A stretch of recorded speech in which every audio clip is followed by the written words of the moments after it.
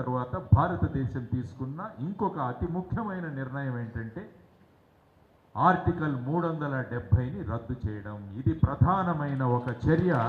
భారతదేశం ఎంతో ధైర్యంగా తీసుకుంది. ఎందుకంటే ఈ 370ని తీయాలంటే మనకు ధైర్యం కావాలి. ఏమవుతుందో అన్న ఒక భయాందోళనలు అక్కడ వచ్చాయి. ఆ తరువాత ఆ ప్రాంతంలో అప్పటికే రాష్ట్రపతి పాలన కొనసాగుతుంది. అందువల్ల రాష్ట్రపతి పాలన ఉన్న సందర్భంలో ఈ ఆర్టికల్ 370 మరియు 35A ఈ రెండిటిని కూడా మనం తీసేసి భారతదేశంలో ఒకే రాజ్యాంగం ఉంటుంది, భారతదేశానికి ఒకే జెండా ఉంటుందని మనం చూపించాము.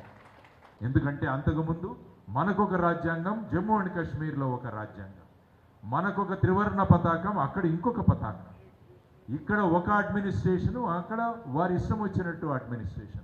కాబట్టి ఈ మూడు విధానాలని ఆర్టికల్ 370 తర్వాత ఆర్టికల్ 35Aని మనం దాన్ని తీసివేసి ఆ తర్వాత జమ్మూ అండ్ కాశ్మీర్ పునర్వ్యవస్థీకరణ చట్టాన్ని పార్లమెంటు ఆమోదించి మొత్తం జమ్మూ అండ్ కాశ్మీర్ని 2 కేంద్రపాలిత ప్రాంతాలుగా మారుస్తూ నిర్ణయం తీసుకోవడం జరిగింది.